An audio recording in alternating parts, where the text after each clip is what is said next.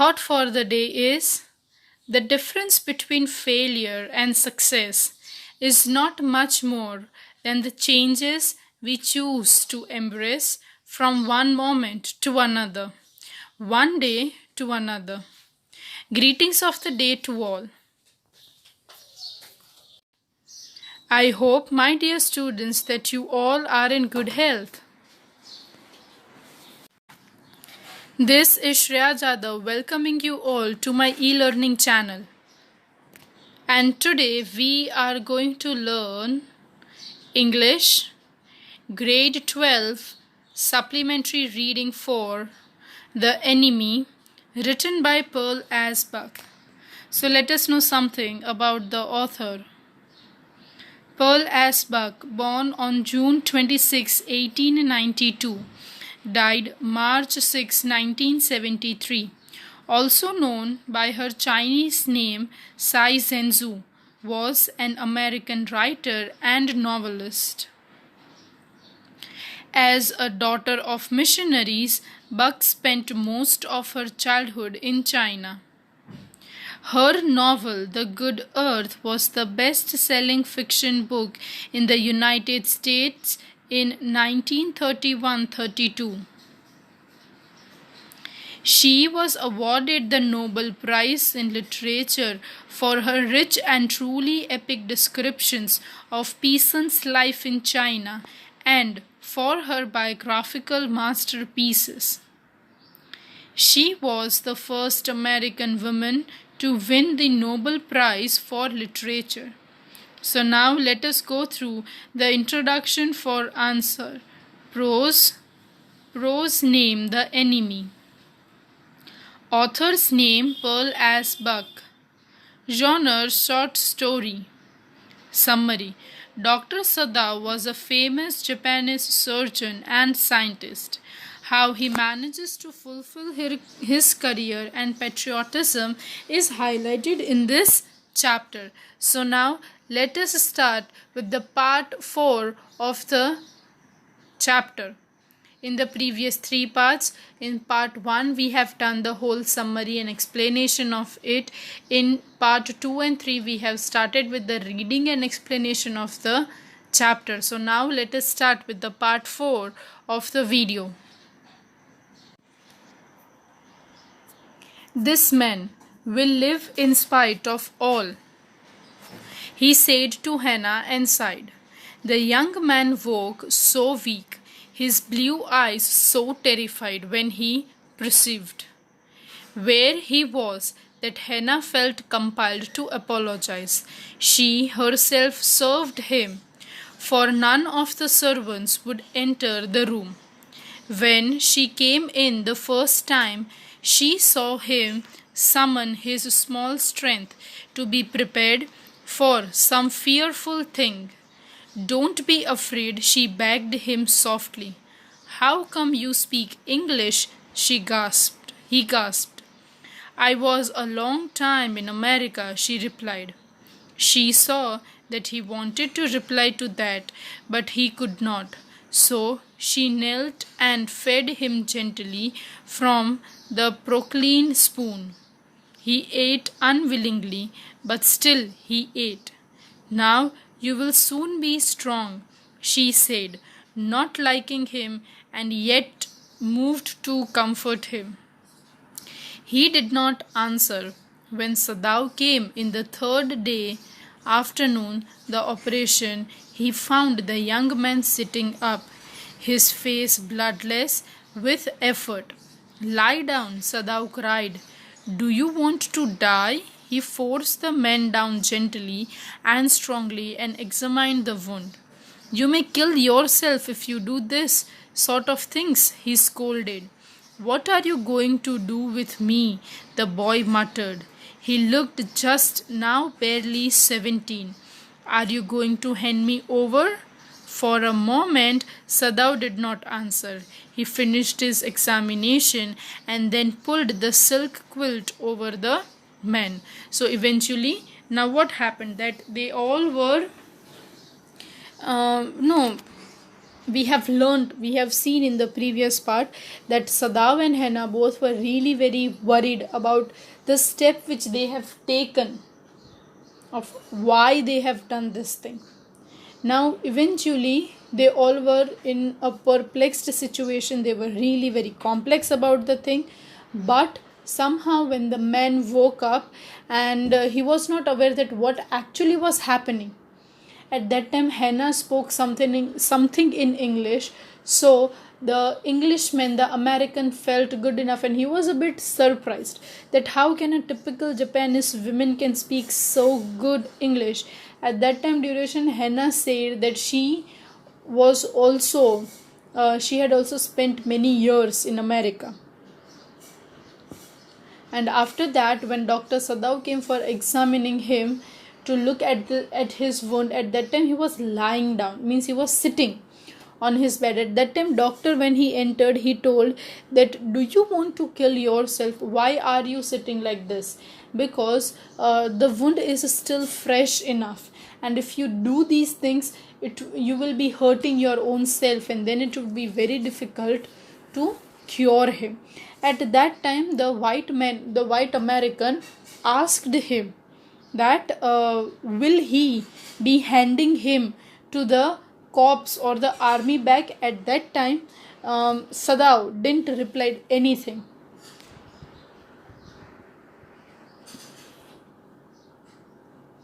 I don't know myself what I shall do with you, he said.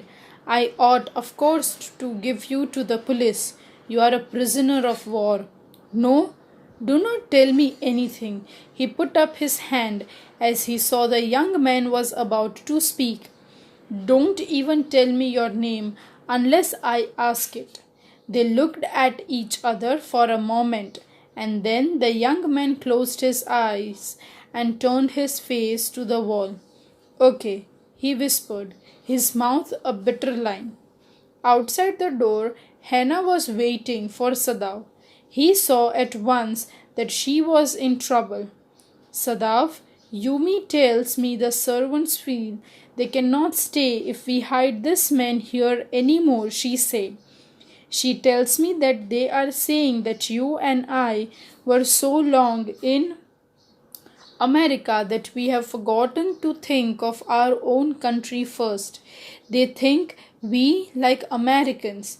It is not true, Sadav said harshly.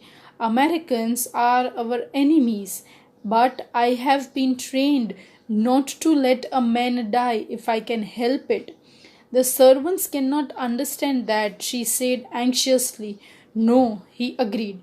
Neither seemed able to say more, and somehow the household dragged on. The servants grew more watchful, their courtesy was more careful as ever, but their eyes were cold upon the pair to whom they were hired. It is clear what our master ought to do, the old gardener said one morning. He had worked with flowers all his life and has been a specialist too in moss. For Sadav's father, he had made one of the finest moss gardens in Japan, sweeping the bright green carpet constantly so that not a leaf or a pine needle marred the velvet of its surface. My old master's son knows very well what he ought to do, he now said, pinching the bird from a bush, and he spoke. When the man was so near death, why did he not let him bleed? So eventually what happened? That the doctor and the Englishman were having a conversation. At that time, Dr. Sadav said that if he got a chance, then for sure he would hand him over back to the police, because he was a man of prisoner of war. He had come from there. He was hiding and he had come over here. And at that time duration, Hannah was also standing outside, and she was really very worried what to do. And then she said that now the servants are telling that they will not work anymore, or they are not willing to work anymore, because they think that as they are keeping the prisoner inside the home, they are betraying their own country. Now at that time duration, doctor said that it is actually not true. Why? Because the situation is something else now. Yes, we are all patriotic, but it would be very difficult for them to understand, because the doctors are always taught that they are supposed to first see. They are not supposed to be racist. Okay, they are not supposed to discriminate between the nations. And as a human being, his first effort is to watch that everything goes well. And at that time duration, the servants were dragged, means they were forced, not eventually forced, but they were not liking to do their household work. And moreover to that, the servants have also become more watchful. And at that time, one of the old gardener who was there when Sadav's father was young, and he made a very beautiful garden for him, and he said that his master's sons know, means Dr. Sadav knows what he is doing.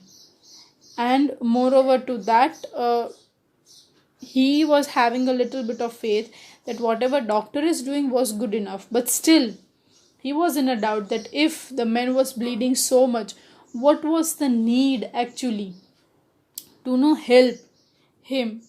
Why would he save him? That young master is so proud of his skill to save life that he saves any life, the cook said contemptuously. She splits a foal snake skillfully and held the fluttering bird and let its blood flows into the roots of the viscous vine. Blood is the best of fertilizers, and the old gardener would not let her waste a drop of it. It is the children of whom we must ask, Yumi said sadly. What will be their fate if their father is condemned as a traitor? They did not try to hide what they said from the ears of Hannah, and as she stood arranging the day's flowers in her veranda nearby.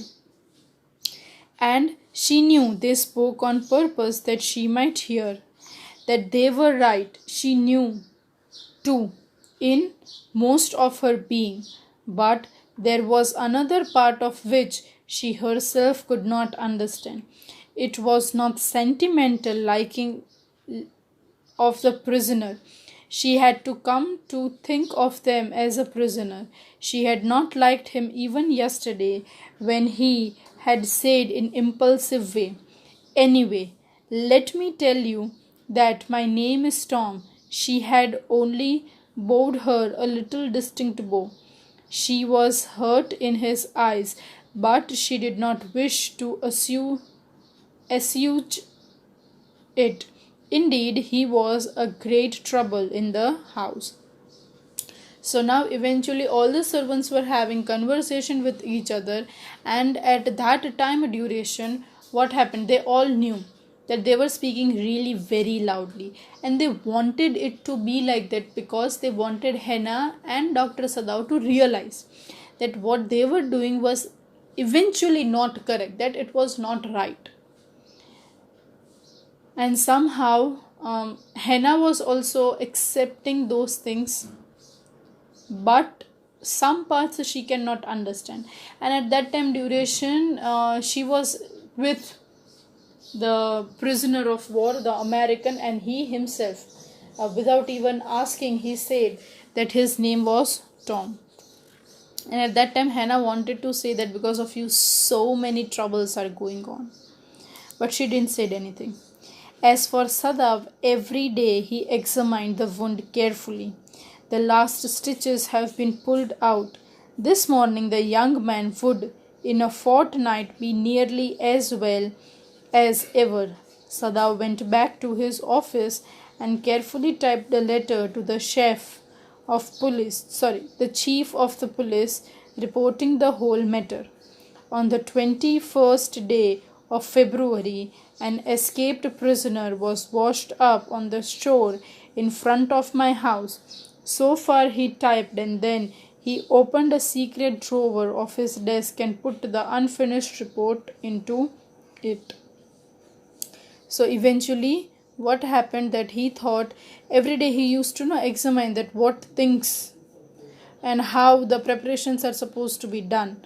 The last stitches were also removed, so now he was nearly cured, we can say like that. But moreover to that, he started writing a report, and in the report he wrote that there was a person on the 21st of February that was washed up to the shore in front of his house. He typed that much, and then he opened his secret drawer, and then he kept his unfinished report in it. On the 7th day after that, two things happened. In the morning, the servants left together, their belongings tied in a large square cotton kerchiefs. When Hannah got up in the morning, nothing was done. The house was not cleaned, the food was not prepared, and she knew what it meant. She was dismayed and even terrified, but her pride as a mistress could not allow her to show it. Instead, she inclined her head gracefully when they appeared before her in the kitchen, and she paid them off and thanked them of all that they had done for her. They were crying, but she did not cry. The cook and the gardener had served Sadao since he was a little boy in his father's house. Yumi cried because of the children. She was so grieving that after she had gone, she ran back to Hannah. If the baby misses me too much tonight, send for me. I am going to my own house, and you know where it is. Thank you, Hannah said, smiling, but she told herself she would not call for Yumi, however the baby cried. She made the breakfast and Sadao helped with the children. Neither of them spoke of the servants beyond the fact that they were gone. But after Hannah had taken morning food to the prisoner, she came back to Sadao. Why is it we cannot see clearly what we ought to do? She asked him. Even the servants see more clearly than we do. Why are we different from other Japanese? Sadao did not answer, but a little later he went into the room where the prisoner was and said brusquely, "Today you may get up on your feet. I want you to stay up only 5 minutes at a time. Tomorrow you may try it twice as long. It would be well that you get back your strength as quickly as possible." So eventually what happened? The very next day all the servants left their quarters. They were crying a lot, but Hannah didn't cried at all. The gardener and the cook were there in the house when Sada was a young child. They were serving the house from that long duration, and Yumi cried because of the children. At that time Yumi told that if the children needed her, then she could call for her. But Hannah decided that she will never call her for whether the children are crying or not. Moreover to that, Hannah paid the left dues also to them, and she prepared each and everything, breakfast up to making of the house, taking care of the children. Dr. Sadav and Hannah, both of them knew what the situation had happened early in the morning, but none of them said anything. After giving breakfast to the prisoner, when they came back, Hannah said that how long is it going to take? Other people can see the difference. Why can't we? Why are we different from other Japanese? And at that time duration, Sadav also didn't answer anything. He just stood up. He went inside the prisoner's room, and he told that he was supposed to now make a habit of standing 5 minutes a day, and then he can double it the following days. He saw the flicker of terror on the young face that was still very pale. Okay, the boy murmured. Evidently, he was determined to say more. I feel I ought to thank you, doctor, for having saved my life. Don't thank me too early, Sadav said coldly. He saw the flicker of terror again in boy's eyes, terror as unmistakable as an animal's. The scars on his neck were crimson for a moment. Those scars, what were they? Sadav did not ask. In the afternoon, the second thing happened. Hannah, working hard on unaccustomed labor, saw a messenger come to door in the official uniform. Her hands went weak and she would not draw her breath. The servants must have told already. She ran to Sadav, gasping, unable to utter a word. But by then the messenger had simply followed her through the garden, and there he stood. She pointed at him helplessly. Sadav looked up from his book. He was in his office, the other partition of the room, which was thrown open to the garden for the southern sunshine. What is it? He asked the messenger, and then he rose, seeing the men's uniform. You are to come to the palace, the man said. The old general is in pain again. Oh, Hannah breathed. Is that all? All? The messenger exclaimed. Is it not enough? Indeed it is, she replied. I am very sorry.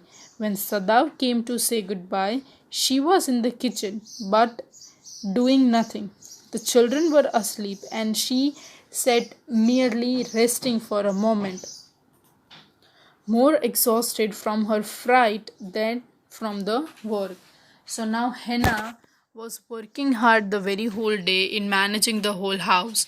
Dr. Sadav was busy in his work. The children were sleeping. And at that time duration, there was an unknown guest knocking at the door, and he was the messenger from the palace. He was an army person, and he was asking for doctor to come to the palace. At that time, Hannah thought that no, the servants might have complained, but eventually they had come. The officer had come to take the doctor because Sadav was called for help because the general's health was not good enough.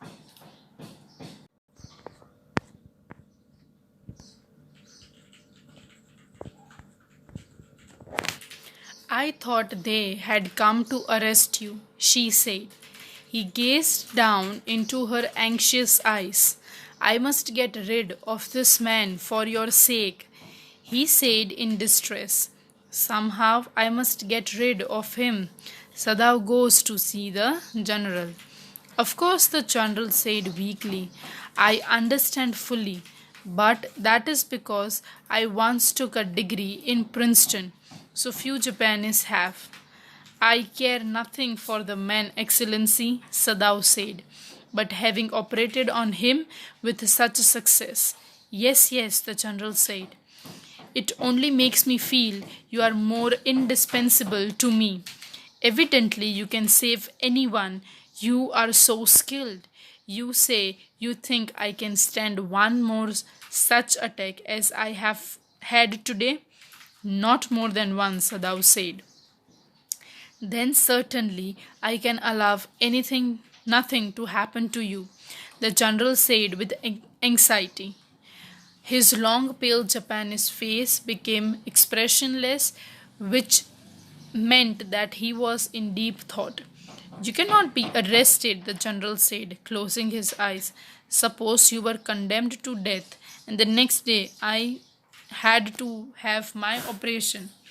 There are other surgeons, Excellency, Sadav suggested. None I can trust, the general replied. The best ones have been trained by Germans and would consider the operation successful even if I died.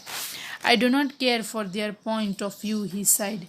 It seems a pity that you cannot better combine the German ruthlessness with Americans' sentimentality.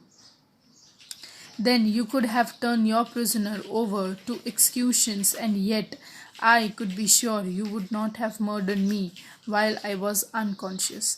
The general laughed. He had an unusual sense of humor. As the Japanese could not combine these two foreign elements, he asked. So now, eventually, Sadao looked at the whole situation, that how Henna was so much tensed with the, not with the work eventually, but as the prisoner was over here.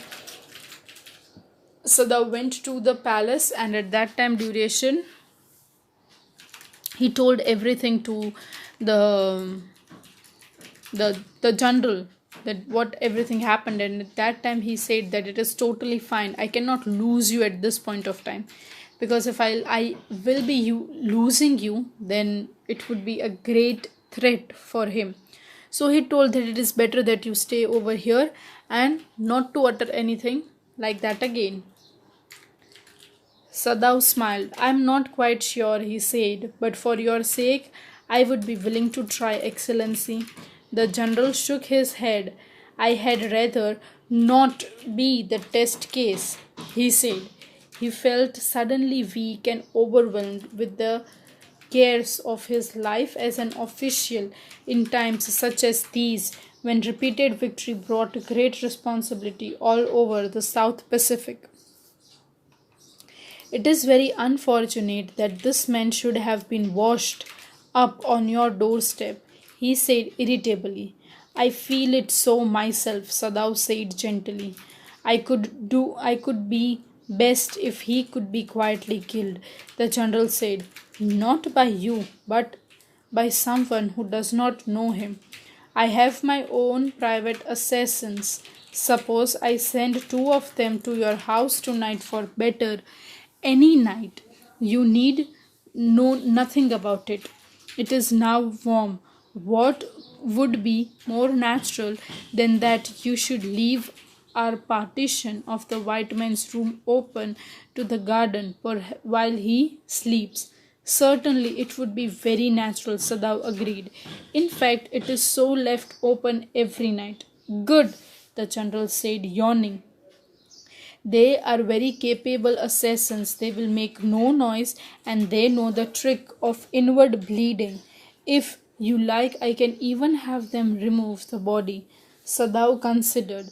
That perhaps would be best, Excellency, he agreed, thinking of Henna. He left the general's presence then and went home, thinking over the plan. In this way, the whole thing would be taken out of his hands. He would tell Hannah nothing, since she would be timid at the idea of the assassins in the house, and yet certainly such persons were essential in an absolute state such as Japan was. How else could rulers deal with those who opposed them? So eventually both the General Takima and Dr. Sada were having a conversation, and in the conversation both of them said, and they somehow decided that they would manage, and the General Takima would send some of his personal assassins over there to kill him, and Dr. Sada was supposed to keep his window or the door of the balcony open so that they could enter and they would kill the person and they would take the body. Dr. Sada was also continuously thinking about this fact only. He refused to allow anything but a reason to be the atmosphere of his mind as he went into the room where the Americans was in bed. But as he opened the door, to his surprise, he found the young man out of the bed and preparing to go into the garden. "What is this?" he exclaimed. "Who gave you the permission to leave your room?" "I'm not used to waiting for permission," Tom said gaily. "Gosh, I feel pretty good again, but will the muscles on this side always feel stiff?" "Is it so?" Sadav inquired. surprised. He forgot all else. Now I thought I had provided against that, he murmured. He lifted the edge of the man's shirt and gazed at the healing scar.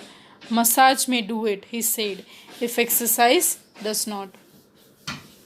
So eventually, what happened that when Dr. Sadao came inside his home, he saw that the prisoner was not inside his room, and moreover to that, he saw that he was in garden.